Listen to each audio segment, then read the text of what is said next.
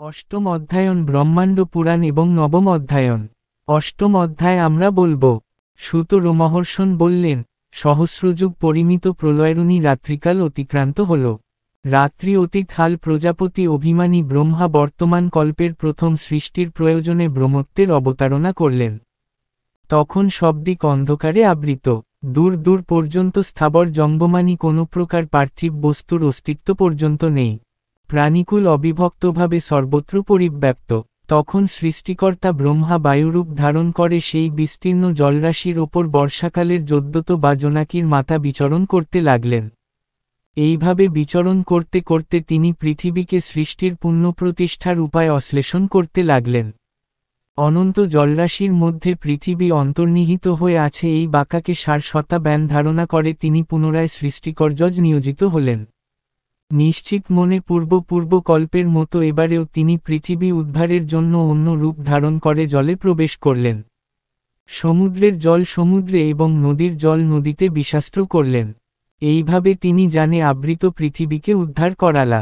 গুলবিন্যাসের পর তিনি পৃথিবীতে পিরিয়েন করলেন।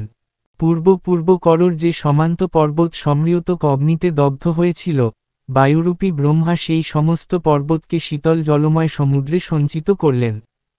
পর্বতাগুলো সেই স্থানে অচল হয়ে যায়। এইভাবে শুদ্ধ হয়ে অচলভাবে অবস্থান করেছিল বলেই পর্বতের একটি নাম অঞ্চল। আগেই উল্লেখ করেছি এগুলি পর্ব অর্থাৎ ভাগের দ্বারা বিভক্ত বলে। পর্বত, জলরাশি দ্বারা উদ্গীর্ণ বা প্রকাশিত বালগিরি, এরা সঞ্চিত হয়েছে বলে শিলোচ্চয় নামেও কথিত হয়। প্রজাপতি জলমধ্য থেকে নিমজ্জিত ক্ষিতিকে উদার করে স্বস্থানে স্থাপিত করলেন। সপ্তবর্ষ এবং সপ্তদ্বীপ রূপে বিভক্ত করলেন, এতেও ভূমিভাগে সমতা ফিরন না। তখন অসম স্থানগুলিকে সমান করে অসম বা শিন দ্বারা অবনীত পর্বত নির্মাণ করলেন। সপ্তদ্বীপ মধ্যে সপ্তবর্ষের মধ্যে 40 প্রাকার নাগ, বর্ষান্ত স্থায়ী পর্বতমালা এরা স্বভাববশেই সৃষ্টি হয়ে থাকে। অন্য উপায়ে নয়, এদের মধ্যে আবার সপ্তদ্বীপ ও সমুদ্র বৈশিষ্ট্যের টানেই সন্নিবিষ্ট হয়ে পরস্পরকে আকৃত রোবছিল। অন্যান্য সৃষ্টির পূবেই এইসব পদার্থের আধার স্বরূপ ভূলোক প্রস্তুতি 4টি লোক এবং গ্রহগণের সাবে চন্দ্র এবং সূর্যকে নির্মাণ করলেন। উদাহরণ হিসেবে এই কল্পের পূর্বে সৃষ্টিকর্তা ব্রহ্মা জল অগ্নি, পৃথিবী, বায়ু, অন্তরিক্ষ স্বর্গ, শিখ সমুদ্র নড়ি গর্বত, ঔষধি, বৃক্ষলতাদির আত্মা, সব, কাষ্ঠা, কলা, মুহূর্ত, শচী রাত্রি দিন, পক্ষং মাসায়ন, বৎসর, যুগ, স্থানাভিমানী বা স্থান প্রভৃতি পৃথক পৃথক পার্থিব প্রবাসম্ভার সৃষ্টি করে যুগ সৃষ্টির প্রাথমিক অবস্থা নির্মাণ করেছিলেন। সত্য, ক্রেতা, দাপর, কলি এই 4টি যুগ আছে। ক্যারম্ভে প্রজাপতি প্রথমেই সত্যযুগের প্রজা সৃষ্টি করেছিলেন। পূর্বে যে সকল প্রজার বিষয়ে বলা হয়েছে, তারাও শতাযুগের প্রজা। ওই শতাযুগে যারা উপলোকে না যেতে পেরে জনালারেই অবস্থান করেছিলেন তারাই সম্বর্তক অগ্নিতে দগ্ধ হয়ে বীজের জন্য আবার সৃষ্টি হয়ে বাকে। এইভাবে সৃষ্টির কারণে বীজের প্রয়োজনে তারা সেখানেই অবস্থান করেন। তারপর তারা সন্তান অর্থাৎ বংশ বিস্তারের জন্য সচেষ্ট হন। দেববৃন্দ, পিতৃগণ, ঋষি এবং মন্ত্রগণ এই মর্ত্যালোকে ধর্ম, অর্থ, কাম, মোক্ষের সাধকরূপে অভিহিত হয়ে থাকেন। তারপর তারা তপস্যায় নিমগ্ন হন, তপস্যার উপযুক্ত স্থান পূরণ করেন। তারা ব্রহ্মার মানস পুত্র, তারা সিদ্ধার্থা। অপরদিকে যে সমস্ত প্রজা ফেবযুক্ত কর্মের দ্বারা সগে গেছেন, তারা যুগে যুগে জন্ম লাভ করে ফিরে আসেন। নিজের কর্মফল অনুসারে ব্যত হয়ে যাবেন। একটি জগৎ থেকে অন্য জগতে লোকের জন্ম হয়, তা প্রধানত কর্মাশয়ের বন্ধনবশত। কর্মের সংস্কারকেই জন্মান্তরের কারণরূপে গণ্য করা হয়। শুভ অন্তপ সেই সব কর্মানুসারে লোকেরা এক জগৎ থেকে অন্য জগতে জন্ম লাভ করেন। দেবতা থেকে স্থাবর পর্যন্ত নানাবিধ শরীর পরিগ্রহ করেন। তারা সৃষ্টির পূর্বে যে প্রকার কর্ম সম্পাদন করেছিলেন, বারবার জন্ম লাভ করে সেই কর্মেরই ফলভোগ করেন। ছিগ্রে, অহিংস্র, মৃদু, কুদর ধর্ম, অধর্ম, সং, অসতা এই সমস্ত সংস্কার অনুসারে জন্মলাভের পর জিনেরা ওই সমস্ত কর্মের প্রতিই আকৃষ্ট হয়। পূর্ব অতীত করে লোকদের যেসব নাম রূপ নির্দিষ্ট লক্ষ্য করা গেছে, পরবর্তী কল্পে তারা সেই সব নাম রূপই পরিগ্রহ করেন। সৃষ্টির নেশায় আচ্ছন্ন ব্রহ্মার সৃষ্টিকর্ম যখন শুষ্ক হয়ে এল, তখন তিনি আবার নতুন করে প্রজা সৃষ্টির কথা ভাবতে লাগলেন। সেই স্বরাঘানী দেবতার যুগমণ্ডল থেকে আবির্ভূত সত্য গুণ উষ্ট্রিক্তে পবিত্র আত্মা সহস্র মিথুন, বক্ষস্থল থেকে রজগুণ সম্পন্ন তেত্রাধি সহস্র মিথুন, উরুদেশ থেকে রজ ও অমগুণ উপৃক্ত চেষ্টাশীল সহস্র মিথুন এবং পদযুগল বেকে তমগুণ সম্পন্ন হীনশ্রী অল্পতেজা সহস্র মিথুন। এইসব মিনুন প্রাণীরা উৎপন্ন হওয়া মাত্র পরস্পর হৈচিত্তে মৈথুনে প্রবৃত্ত হয়েছিল। এই কল্পে সেই বিশেষ সময় মিথুনোৎপত্তি উক্তিটির প্রচলন ঢেরু হয়। কিন্তু সেই সময় রমণী দেহে মাসে মাসে ঋতু ধরার নিয়মনীতি ছিল না। তাই মৈথুন করা সত্ত্বেও তাদের সন্তান উৎপত্তি হল না। তবন জীবনের শেষভাগে একবারই মাত্র তাদের মিথুন প্রসর হতো। এই জনাই কুটক ও রুবিক মুমূর্ষ অবস্থায় জন্ম লাভ করেছিল। এই সংস্কার আজও বজায় আছে। সেই থেকেই বর্তমান করে মিথুনের উৎপত্তি হয়ে আসছে। এরপর ব্রহ্মা মনে মান ধ্যানে নিমগ্ন হলেন। ব্যানার্ম্ভদের প্রত্যেকে শব্দাদি পঞ্চলক্ষণ সহ প্রাদুর্ভূত হল।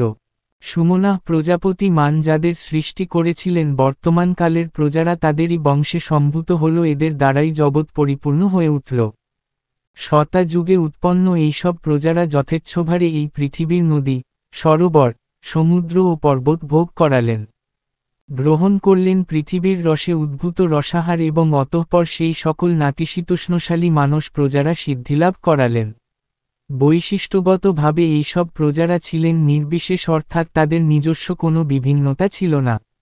তারা প্রত্যেকেই ছিলেন সমান আয় সম্পন্ন, সমান সুর ও সমান রূপ বিশিষ্ট। এই সত্যযুগে তাদের জন্য কোনো প্রকার ধর্ম অধর্ম নির্দিষ্ট ছিল না। তা সত্ত্বেও তারা যা বসি তাই করবার স্বাধীনতাও পেতেন না। তারা নিজ নিজ অধিকারে যুক্ত থাকতেই বেশি স্বচ্ছন্দ ছিলেন। দৈববর্ষ পরিমাণে 4000 বছর হল প্রথম সত্যযুগের অবস্থিতিকাল, আর তার সন্ধিকাল হল দৈববর্ষ পরিমাণে 400 বছর। এই যুগের নাতিশীতোষ্ণশালী প্রজাদের মধ্যে কোনোরকম ঘাত প্রতিঘাত, শতস্থামি জানিত দ্রুপ বা অন্য কোনো ক্রম কিছুই ছিল না। কাদের কোনো গৃহ আশ্রয় ছিল না। তারা শৈল উপত্যকায় অবরা সমুদ্র উপকূলে বাস করতেন। তারা সকলেই ছিলেন শোকবিহীন, তত্ত্বজ্ঞানসম্পন্ন এবং একান্ত সুই। তারা ছিলেন নিঃশ্বাসচারী। তাদের চিত্ত সর্বদাই আনন্দিত থাকত। সেই সময়ে অধর্মের সংস্রব ছিল না বললেই চলে। তাই অধর্ম প্রসূত পশু পক্ষী, সরীসৃপ, উদ্ভিজ্জ প্রভৃতি এবং ফলমূল পুষ্পক, ঋতু প্রস্তুতিরও উৎপত্তি হয়নি। সেই সময়ে শুভপ্রদ নাতিশীতোষ্ণ কানি একমাত্র বর্তমান ছিল। সে সময়ে সর্বত্র এবং সর্বদা তাদের অভিলাষিত বস্তু মাত্রই পরিবার। সেই সময়ে চিন্তা করা মাত্রই পৃথিবী থেকে একল্পকার রস উইত হতো। এই রস ছিল এক প্রকার রোগনাশক পানীয়, যা সেই সত্য যুগোৎপর নাতিশীতোষ্ণশালী মানস প্রজাদের বর্ণ কথা বর্ণের কারণ ছিল। এই পানীয় ছিল তাদের কাছে সিদ্ধিস্বরূপ। এর প্রভাবেই তার অসংস্কৃত শরীরেও চির যৌবনশানী ছিলেন।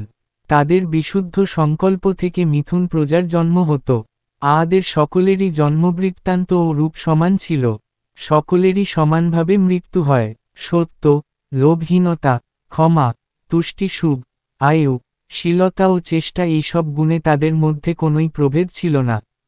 সব থেকে বড় কথা, ভনগুলো নিজে নিজেই উদ্ভূত হয়েছিল। এইসব ভোপের পিছনে কোনো বৃদ্ধির প্রেরণা ছিল না। সত্যযুগে কর্মের পাপ পুণ্য বিভাগ ছিল না। বনিশ্রম বা বর্ণসংস্কার ব্যবস্থা ছিল না। প্রভাদের পারস্পরিক ব্যবহার ছিল সৌজন্যমূলক ও বিদ্বেষবর্জিত। প্রজাদের রূপ ও আয়ু সমান ছিল বলে তাদের মধ্যে উত্তম অধম ভেদাভেদ ছিল না। সত্যযুগবাসী প্রজারা সকলেই ছিলেন সুখবহুল, শোকবিহীন, সর্বদা হর্ষচিত। তারা সবলেই ছিলেন মহাসত্য ও মহাবল। সভাযুগের সেই সকল সরল প্রজাদের মধ্যে লাভ হলাড, মিত্র অমিত্র, প্রিয় অপ্রিয় ভেদজ্ঞান ছিল না। তাদের মনে আনার সুখ সমৃদ্ধির প্রতি বিন্দুমাত্র নিজা বা অনুগ্রহ ছিল না। এর একটি জোরালো কারণও ছিল। তারা সংকল্প মাত্রই সব কিছু পেয়ে যেতেন। সত্যযুগে ধ্যানই ছিল একমাত্র ধর্ম। এইরে বিভিন্ন যুগে বিভিন্ন ধর্মের শ্রেষ্ঠর প্রতিষ্ঠিত ছিল। যেমন ক্রেতা যুগে কাদ, দাপরে যক্ত এবং কলিযুগে মান শ্রেণী ধর্ম বলে বিবেচিত হতো। এছাড়াও সত্যযুগে শম্ভুগুণ, ক্রেতা যুগে রজোদেল, দাপরে রক্ত ও তমগুণ এবং কলিযুগে তমগুণের বাহুল্য দেখা যায়। এইনার সেই সব যুগের সময় সংখ্যা সম্পর্কে আপনাদের বিস্তারিত বলছি শুনুন। সভা যুগের অবস্থিতি কাল ছিল দেববর্ষ পরিমাণে 4 সহস্র বৎসর। সন্তা ও সন্ধ্যাংশের অরস্থিতিকাল 400 রুসের। মানুষের পরিমাণে সঞ্চয় ও সন্ধ্যাংশের কাল 40 সহস্র বৎসর। এরপর সত্যযুগের সন্তাসে সময়টুকুও রিপত হয়।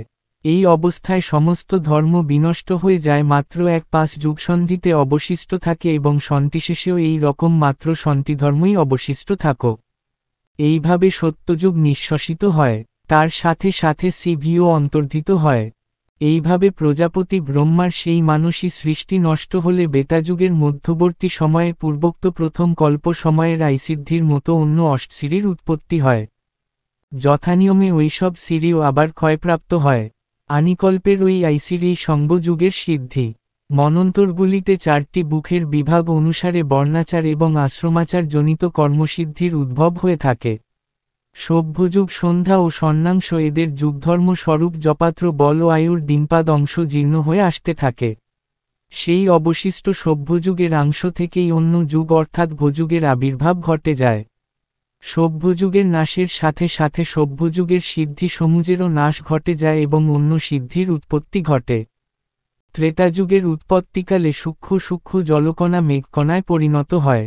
অবশেষে সেই ভাসমান মেঘক্লা জমাট বেঁধে গচির গর্জনকারী ঘনঘাটায় পরিণত হয়। ক্রমে না থেকে বর্ষণ শুরু হয়। এইভাবে পৃথিবীতল অর্থাৎ উইত ভূমিভাগ বৃষ্টির সাথে সংযুক্ত হয়।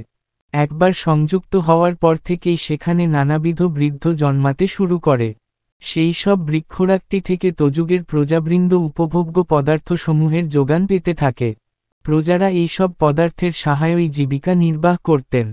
এভাবে বহুকাল নির্বাহ করার পর বিপর্যয় দেখা দিল।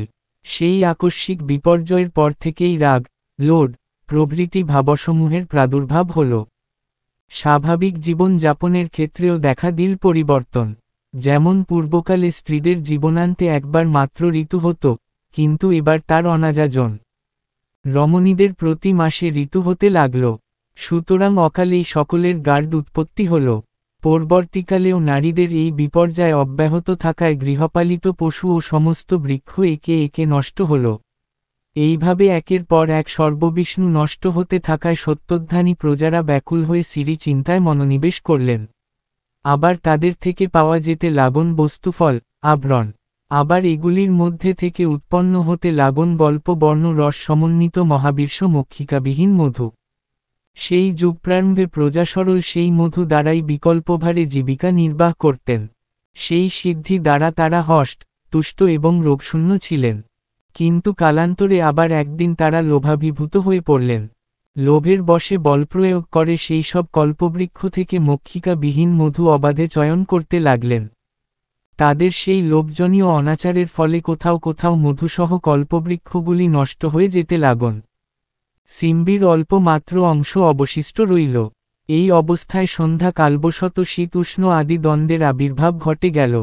এই সপ্তীয় দলে শীত তাপরায়ু দ্বারা বিচীন হতে হতে তারা শরীরের আবরণ প্রস্তুত করলেন। সেই সঙ্গে এইসব দ্বন্দ্বের প্রতিকারের লক্ষ্যে আশ্রয়ের ব্যবস্থা করলেন। অতএব পূর্বে যারা ছিলেন নিতান্তই কামাচারী এবং গৃহ আশ্রয়হীন, এবং তারাই যোগাতা অনুসারে সুখপ্রদ বাসস্থান নির্মাণ করাত প্রবৃত্ত হলেন। মরলান্তরে পর্বতের সানুদেশে ও নদী অববাহিকায় তারা আশ্রয় নিলেন। মরুদেশের ক্ষেত্রেও তারা এমন স্থানগুলিকেই কেবল নির্বাচন করতেন, যেখানে জল পাওয়া যাবে সর্বদা, অর্থাৎ মরুদ্যানগুলিই তাদের পছন্দের তালিকায় ছিল। এইভাবে অনেকাংশে যোগ্যতা অনুসারে কোনো কোনো ক্ষেত্রে যথেচ্ছ অনুসারে তারা সমান ও অসমান স্থানে পিতঞ্জনিবারক বাসগৃহ নির্মাণ করতে লাগলেন। সেই যুগ প্রারম্ভিক পর্বের প্রজাদের সেই সব আরাম আলয়ক্রমে পুর অন্তপুর, গ্রাম, নগর, পল্লী, প্রদেশ প্রভৃতিতে বিভক্ত হয়ে পড়ল।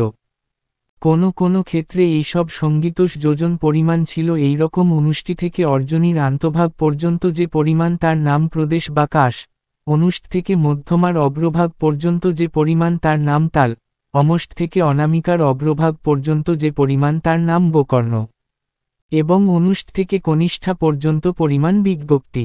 এই বিভক্তি আঙ্গুল পরিমাণে 12টি আঙ্গুল থাকে। 21টি আঙ্গুলে এক রঙ্গি বা অরত্নি গণ্য করা হয়। এইভাবে 20টি ররিতে এক বনু, 20টি আগুলে এক হস্ত বা কিন্তু, 96 আস্থান 1 দিরসি, হিসাব করা চত, এই রিরি চতুর্যন্ত, চতুর্দিয় নালিতা ও যুগ নামে পরিচিত ছিল। 2000 ধনুতে 1 গরুতি এবং 8000 বস্তুতে 1 যোজন বর্ণনা করা হতো। ত্রেতাযুগের প্রজারা যে ধরনের দস্যু নিবারকে নিকেতন প্রস্তুত করেছিলেন তারও একটা বিশেষ গঠন ছিল। তাদের নির্দিষ্ট 4টি দুর্গর মধ্যে 3টি দুর্গ ছিল স্বাভাবিক এবং একটি কৃত্রিম। কৃত্রিম দুর্গটি অতি উচ্চ প্রাকারবেষ্টিতভাবে তৈরি করা হতো। এতে থাকত চতুষ্শালা গৃহ বহিধার ও অন্তঃপুর। এর চতুর্দিকে পরিধা কাটা ছিল। এই দুর্গের 8টি দ্বার ছিল। এই দুর্গের দ্বার 8, 9 বা 10 যার পরিমাণ পর্যন্ত হতো। এই দুর্গের মধ্যবর্তী স্থানে গ্রাম ও নগর, পল্লী গঠন করা হতো। ব্রহ্মাণ্ড পুরাণ নবম অধ্যায়ন। আমরা বলবো, সৃষ্টি রহস্য ব্যবায় প্রবৃত্ত হয়ে সুত বললেন, অনন্তর শ্রদ্ধা পুনরায় ধ্যানস্থ হলেন। তার সেই ধ্যানমগ্ন জেরানিমায় দেহ থেকে উৎপন্ন হলেন কার্যকরণ সমন্বিত ফেনাত্ম দেহ অনুর পিতৃগণ ও চতুর্বিধ মানর। বায়ুকডক এই সরল মানসী প্রাজার সৃষ্টিকথা বর্ণিত হয়েছিল। স্বয়ম্ভু যখন মানসী প্রজা সৃষ্টির কামনায় অভ্যন্ত জলরাশির মধ্যে অমগুণের মধ্যে নিমজির হলেন ওফন তার মধ্যে এমগুণের আকিরার ঘটল। সেই মুক্তন্ভয় অবস্থায় সৃষ্টির কথা চিন্তা করার সময় এর কতেদশ থেকে যে প্রজার উৎপন্ন হলেন তাদের নাম অসুর। অসুর শব্দের অর্থ প্রাণ, প্রাণ থেকে উৎপন্ন হওয়া এদের নাম হন অনুর। অসুর সৃষ্টি করার পরেই প্রজাপতি জনু পরিভাগ করেছিলেন। দর সেই পরিতকে রুনু ছিল নোমরখোল। রাইনার সেই পতিয়াজ রুনু জমাকৃত ত্রিয়ামা রাত্রিতে পরিণত হল। এরপর তিনি সম্মুরে অসুরসের মেয়ে অন্য এক শরীর ধারণ করলেন। আর সেই পরীর ছিন অবাক্ত ও সত্যবহুল। এইরকার রূপ পরিগ্রয় করে প্রতির্ভীত হলেন। সেই প্রসন্ন হৃদয় ক্রীড়ারা অবস্থায় এর মুখে দোতারা উৎপন্ন হলেন। সে নিয়ামুখর অবস্থায় সৃষ্টিকর প্রজাপতির দিবাকচু বেঁকে সৃষ্টি হয়েছিলেন বলেই যারা সেখরা বলে পরিচিত ছাদন। দেবতাদের দেবে নেরেশ শ্রদ্ধা আবার রুনু ধারণ করবেন। তার এর পরিছিল। এই সাত্ত্বিক তবু থেকে পিতৃগণের আবির হল। এদের প্রতি শ্রদ্ধার মননার ছিল অন্য প্রজাদের কুলায় কিছুটা নিম্ন।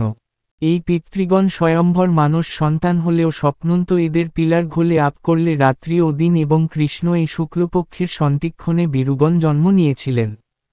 এই পিতৃগণের মধ্যে দেবত্ব ও পিতৃত্ব উভয় দেশই বিদ্যমান ছিল। বীর সৃষ্টির পর ব্রহ্মবাদী ব্রহ্মা সেই তবুও শরীলাগ করলেন। আর সেই পরিক্ত তবু সন্ধ্যা রূপে পরিণত হন। এইভাবে দীরা দেওনাদের, রাত্রি অসুরদের এবং সন্তয় বিগলের জন্য নির্দিষ্ট চল। এদের মধ্যে দীর জনু সক্ষমারই শ্রেষ্ঠত্ব প্রতিষ্ঠিত হল। দেব, অসুর, অতিমনু প্রমুখরা ব্রহ্মার অনামা মূর্তি সন্ত্রার উপাদনা করে থাকেন। এরপর ব্রহ্মা অপর একটি মূর্তি ধারণ করে কতকগুণী অতিরিক্ত মানসারার সৃষ্টি করলেন। তার এই মূর্তিটি ছিন কাজগুণ সমৃদ্ধ। এবার তার মন থেকে মানসী প্রজারা সৃষ্টি হলেন। এইসব প্রজাদের মেধার পর শেষ পর্যন্ত প্রজাপতি যোদ্ধা সেই জন্ম আগে করলেন। তা থেকে জ্যোৎস্নার আকিজার মাটিল যোগার আগমনে প্রজামরুল হষ্ট হলেন। অ্যাটলবে একের পর এক তবু বারণ করে সৃষ্টিত না ইসভেদ খণ্ড তো আইসার সৃষ্টি করেছিলেন। এর মারা যত দিবা চল সন্তু গুণাত্মক এরা রাত্রি আমলাত্মক। রাজিনে মঙ্গের রাখনা বাঁকা এর একটি নাম ক্রিয়া। এছাড়া সেকারা দিবালগে আবির্ভূন তাই এরা নিরাময় চোষ্ট এবং দিনমানে বিশেষ বংশানী হয়ে রাখেন। অপরদিকে অসুররা প্রাণের দায়জ্যে ব্রহ্মার কথা থোক রাত্রিকালে জন্মলাভ করেছিলেন বলে নারা রাতিকালেই অধিক বলবান হয়ে ওঠে। একটা কথা সরসময়ে স্মরণ রাখেন তথ্য সময়ের পার্বতী দেবতা ও অসুরদের যারা বিবাদের কারণ। সুমুর বাতির বা অনাগো যন্ত্রস্তরেও দেরোজ, পিতু জাবর ও অসুরদের উৎপত্তির কারণ এই জরেই বিশ্লেষণ করতে হবে। ব্যক্তি ও দীপ্তি অর্থে এই শব্দটি প্রযুক্ত হয়। দিবা, রাছি সন্ধ্যা বা যোজ্জা সময়কাল যাই হোক না কেন এরা রাপ্তি ও দীপ্তিকে প্রতিভাত হয় বলে এদের আলাসিত বলা হয়। এই লবে রুদাস্থায় প্রজাপতি জলরাশি, দের, সানর, মানর সৃষ্টি করতে লাগখ্যানন। সৃষ্টিকাজ সম্পূর্ণ হল তিনি সেই নলু দরিত্যাগ করেছিলেন। শেষে আবার যবন রাওতম জেল সমৃদ্ধ অনুরাহার ধারণ করলেন তা থেকেও কিছু দায়াক প্রত্যানান্মলাভ করল। এই পর্যায়ে সৃষ্ট প্রজাদের মধ্যে কতকগুলি সত্তা নেই অন্ধকারের মধ্যে উৎপন্ন হয়েই ফুরান হয়ে উঠলেন। জরা আর কিছু না বেয়ে জলরাশি বান করতে উদ্যত হলেন। অপর প্রজারা একই সময়ে উৎপন্ন হওয়া সত্ত্বেও দেই অনন্ত জলরাশিকে বন্ধা করেছিলেন। তাই ওরা রাক্ষস নামে পরিচিত, যারা দাবি করছিলেন যে আমরা অচিরেই এই জলরাশি পান করে তার ক্ষয় করব। সেই কুকর্মী প্রজারা কথাকো যক্ষ নামে পরিচিত হলেন।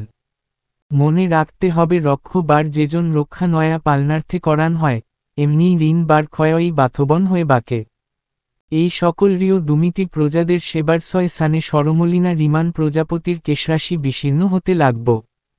তা থেকে উৎপন্ন হচেলাগন শীত ও উষ্ণ অসুখ ও সন্ত্রাসবাণী প্রাণীর মন্ত্রক থেকেও সমূহের অপর বাঘগুনি লে অগ্নিপতন হেতু ব্যাগ। এরা সর্বনরা সরীনৃপের মতো গমন করে বলে এমের বাত সর্ব। পৃথিবীতে এদের বিরাজ সূর্যচন্দ্রের নিচে। ক্রোশের কারণে ব্রহ্মার যে নিদারুণ অগ্নির উদ্ভব হয়েছিল, এই বিধরুদে সর্বধূদের পরিরে প্রেরণ করেছিল। কিন্তু দেয়া গেল, দর্পণের দোষে প্রথা আবার ক্রোধিত হলেন। সেই শ্রেবণ থেকে এবার যাদের জন্ম হল তারা হলেন কালীশরণ শুভ্র মাংসাশী ভূতরিশেষ। কুরত্ব প্রাপ্ত হয়েছেন বলে এরা তুন আবার দিশিত অর্থাৎ ম্যাস প্রজ্জ্বল করেন বান। এদের নাম বিশাচ। বন পর্যন্ত আর একটি সৃষ্টি অসমাপ্ত থেকে গিয়েছিল। শ্রদ্ধা যবন সঙ্গীত বিষয়ে চিন্তা করেছিলেন তখন জনেরও জন্ম হয়ে গেল। এরা হলের গন্ধর্ব। দেখা গেল এই অষ্টপ্রজনী সৃষ্টি হবার নরেন পৃথিবীর বহু স্থান শূন্য পড়ে আছে। তরুণ ব্রঞ্চা নিরোর ইচ্ছা অনুসারে বয়স অর্থাৎ আয়ু থেকে রায়স অর্থাৎ পক্ষী সৃষ্টি করলেন। এইভাবে তিনি মুখ থেকে সৃষ্টি করলেন আজ রন্ধনস্থান বা আয় থেকে বন্ধি, উদরদেশ ও পার্শ্বময় থেকে লক্ষ্য, পাদদয় বেজে অর্ধ, অন্তি শরৎ গরম মুখ উচ্চ অশেতর এবং অন্যান্য পশু আর সেই সঙ্গে জন্মলাভ করল এমনি ও ফলমূল। কল্পের আনিয়ে কেতাযুগের বাররে স্রষ্টা শ্রদ্ধা পণ্ড এমবি প্রভৃতি সৃষ্টি করলেন। জালিকে হজে রাহার করা হতে লাগল। এই নর রানীদের মধ্যে জাত মনুয়া মেষ হয় ভাবন্তী ওয়ানার নাহি এই প্রকার জির ওরা উষ্মত ও সরীসৃপ প্ররণীকে অরণীর বলা হয়। চতুর্মুখ যোদ্ধার চারটি মুখ থেকে চার প্রকারের সৃষ্টি চন অবর্ব অমান, অনুষ্ঠুদ ও বৈরাজ। দক্ষিণ মুখ থাক নিজ প্রকারের ছন্দ কৈসুন কর্ম, ভো বৃহৎ সাম উয়া পূর্ব মুখ থোক জপ্ত। যজ্ঞীয় দ্রব্যের ঘোধ গামারি, বরুণ, বিবৃত ও রবস্তুর দাম, এবং পশ্চিম মুখে রেখে সৃষ্টি করলেন যবনী ছঙ্গা। শাম পন্থ 10 প্রকার হুগভম বৈরূপা ও অজিরার প্রকৃতি। জলবান প্রজাপতি স্থাবর অসম সৃষ্টির পূর্বেই তিনদিক, বস্ত্র, মেষ রোডিং, ইন্দ্রধনু ইলাদি সৃষ্টি করলেন। এইভাবে চতুরানন ব্রহ্মার সুবর্ণ বর্ণ শরীর থেকে যে বিবিধ চুতগ্রাম সৃষ্টি হত এবার আঁকো আমরা ক্রম অনুসারে সাজাতে পারি। সর্বপ্রথমে দেবতা, অসুর, পিতৃলোক ও মানস প্রজার সৃষ্টি হন।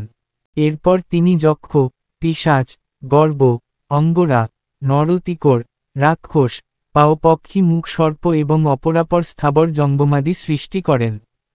পূর্ব সৃষ্টিতে প্রতাদের জন্য যে কর্ম নির্দিষ্ট ছিল পরবর্তীকালে ওদের বারবার সৃষ্টির সেই কর্ম অর্থাৎ কর্মচন করা লাভ করেছিলেন। যেমন পূর্ব জন্মের সংস্কার অনুসারে মানসী প্রজাদের মধ্যে হিংস্র অহিংস্র, মৃদু কঠোর, ধর্ম অধর্ম, সত্য মিথ্যা প্রকৃতি কর্মসমূহে প্রবৃত্তি জন্মায়। অরণ্যায়ের বাইরে মহাভূত ইন্দ্রিয়ার ও মুনিসমূহের অবেরুত্ব কিংবা ফ্লাসমূহের বিনিয়োগ ছাড়া সৃষণ বিন্ধাত্তর বিধান। আবার কারো মান পুরস্কার কর্ম দের আব্বা স্বভাবই এর কারণ। বৈশিষ্ট্যিপক নিচারে পুরুষবার, কর্ম, শৈব ও গলার এক না হলেও পরস্পর প্রিয়কর নয়। আবার এই নিনের অনিহিদে কোনো কারণও নেই। কিন্তু সমদর্শী সাত্ত্বিক পুরুষগণ এর একটিকেও আলাদাভাবে কারণ বলেন না কিন্তু বিনটিকে একত্রে কারণ বলেন। পূর্বকালে সৃষ্টি ইচ্ছুক যোদ্ধা বেদ শব্দ থেকেই মায়াদ্ভূত সমুদ্রের নাম রূপ বিভাগ এবং সৃষ্টি পাথার্থের বিজ্ঞার সাধন করেছিলেন। প্রলয় অবদানে প্রথম যে দেবজগণ ও অরিগণ উদ্ভূত হয়েছিলেন নাদের নামাবলিও তার নির্দেশেই হয়েছিল। দেবা গেছে যে প্রলেক ঋতুবিপর পর কি সরল যে বিবিধ কল নবিতে। দেবকে বেছে যে রাত্রিশেষে অকাজ জন্মা ব্রঙ্কা যতনা মানসিরি অবলম্বন করেন তোবর্ণই নানা বিষ চরাচর সৃষ্টি হতে থাকে। ধীমান প্রজাপতি কর্তৃক সৃষ্ট মানসারারা যখন যথাযথভাবে বৃদ্ধি পাচ্ছিল না, তরব সেই চতুরানন প্রজ্ঞা নিজ সদৃশ আর অনেক মানসপুত্র সৃষ্টি করাত লাগানন। এরা হলেন পুলস্তং পুলহ, কচু আশিরস, মরিচি দক্ষ অত্রি ও বশিষ্ঠ। এই 9 জন অক্ষরাণী পুরুষই পুরাণে এর শ্রদ্ধা নামে কীতিক হয়ে যাবেন। এরপর ব্রাহ্ম আর রোষানল একীভূত করে রুদ্র দেবতাকে সৃষ্টি করলেন। পূর্বপন্থা অবলম্বন করে সৃষ্টি করলেন সমত্ব এবং ধর্মকে। শ্রদ্ধা সর্বপ্রথম যে সকল বিদ্বান এবং সনাতন মানসপুত্রদের সৃষ্টি করেছিলেন, নারা হলেন সনন্দ, সনক বিয়ান, সনাতন। নারা কেউই লৌকিক বিষয়ে যত্ন করার প্রতি সামান্য আগ্রাটুকু দেবালেন না। তারা সনাতন উদাদি, অবুজানি বিরাগ বাসা দোষীন হয়েই রইলেন। প্রভা যান দেবলেন তার বিদায় মানসনুষেরা লৌকিক আচরণের অনুকরণের প্রতি উদাসীন, জামরিনী পরমেষ্ঠী চিরনা গোদের কথা চিন্তা করাই লাগলেন। আর রোষ থেকে আবির্ভূত হলেন সূর্যের সমান সুতি বিশিষ্ট এক নেমারি পুরুষ। নিনি হলেন অরিণ লোপানি এবং অর্ধনারী নরকোব্বারি জয়।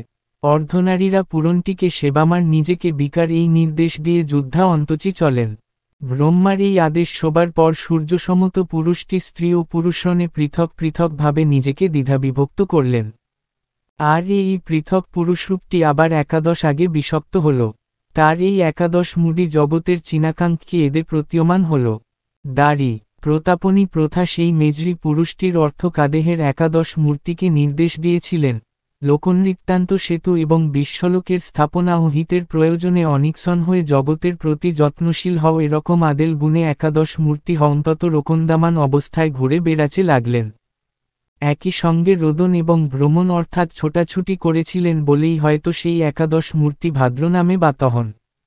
যে সকল সর্বালাকপরায়ণ অংশসংজার নাগশক্তি সম্পন্ন বিক্রমশীল অগ্রেপ্তরগণ ত্রৈলোকাতে বার করে রেখেছেন তারা ওই একাদশ অন্ত্রেরই অনুচর। এবার আজসী পুরুষাট অর্ধনারীদেহের কথা বলি। সূর্য সমস্যা শঙ্করের যে পৃথক বাড়িদেহের করা ওনানে বলা হয়েছে স্বয়ম্ভর মুখোদ্গ সেই নারীদেহের মস্কিন অংশ ছিল গরু এবং উত্তরাপ চীন কৃষ্ণ। তাজামু ব্রহ্মা সেই দেবীকেও দেহ বিভক্ত করতে বলেছিলেন। পৃথক পুরুষদের মতে ভদ্রের এই পৃথক নারী দেহটিও নিয়ে সেহকে বিষাক্ত করে একাধিক রূপ পরিগ্রহ করলেন। এই বিজিত ও মহাবিদ্যা মেনা, কলালি, বাতিপ্রজ্ঞা, গৌরীদি, বিশ্বরুণ্য এই দেরি আরও যেসর নামে রসিদ্ধ হলেন সেগুলি আনুপূর্তিকারে বর্ণনা করছি শুনুন। প্রকৃত না ভ্রাতৃ, দুর্গা, প্রশ্নমিনী, কালরাত্রি, মহামায়া, কেরণী, ভুনামিকা। দাপর যুগের শেষে সেই দেরীর নামগুলি হল গৌতমী, প্রণীরি, আয়াচত্তি, কালনিসতী, কুমারী, কৃষ্ণপিঙ্গলা, বরদা, দেরী, হয় দা নাস্তি পরমন্ত্রনারিণী, মাহেশ্রী, ইঞ্জিনবিনী, একবান্ধি, অপরাজিন কৃষকন্যা, বহুলা, প্রণনন, এরশাদ, মায়া, দিহাবাহিনী, টসনী আমারা হ ডিকোভেজরি নয়তা, গণনারিকা লাদি। অস্কার মানসপুত্ররা তার ব্রহ্মবাণী নাজময় সেচের বিন্নি স্থান থেকে উদ্ভূত হয়েছিলেন।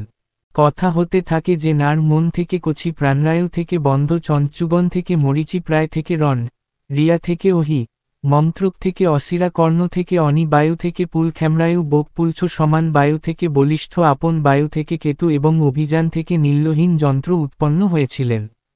ব্রহ্মার এই দ্বাদশ সংবাক মানস সূত্রদের প্রলেতবী ছিলেন সহমেরী ও পুরাণ পুরুষ। এরা কেউই পূর্বেকার মানসপুত্রদের মতো ব্রহ্মবাদী ছিলেন না। এরাই ধর্ম প্রবর্তন করেন এবং কন্ত্রের সাথে সমুৎপন্ন হন। প্রথম কল্পকালে জরা অর্থাৎ যুদ্ধার এই দ্বাদশ মানস কুমার যবন জন্মগ্রহণ করেননি অবশুক ও সনৎকুমার বাথে যুদ্ধার অন্য দুই মানসপুত্র আবির্ভূত হয়েছিলেন। তারা দুরহনেই ছিলেন উত্তরেতা ও যোগধর্মী। নারা আত্মায় আত্মাকে আরোপিত করে সাকেন্দ্র করে অবস্থান করেছিলেন। এরাও মহাতেজের সঙ্গে প্রজার এবং কাম প্রবর্তিত করেছিলেন। এদের মধ্যে সনৎকুমার আজীবন যুদ্ধচারী ছিলেন, অর্থাৎ যস্য সময় থেকে শুরু করে শশ জীবন পর্যন্ত কুমার ছিলেন। তাই তিনি সনৎকুমার নামে প্রসিদ্ধ। রস্কার রক্ত প্রমুখ দ্বাদশ মানসপুত্র হতে যাদশাটি হ্রাস প্রবণিত হয়। প্রাকোক্তি বংশ দীরা দেবগুণাস্থিত ক্রিয়াবান, প্রজাবান, মহর্ষিদের দ্বারা অলঙ্কৃত ছিল।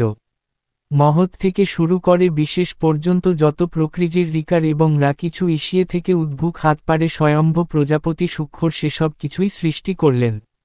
এরা ছিলেন চলা সূর্যের জয়াজিন আলোকিনা গ্রহ নক্ষত্রে মুক্তির এবং নদী, সমুদ্র পর্ব বিবিয়াতি ও সমৃদ্ধ জনপদেরার সময় স্থায়ী যুদ্ধ সেই অবচারে করেন।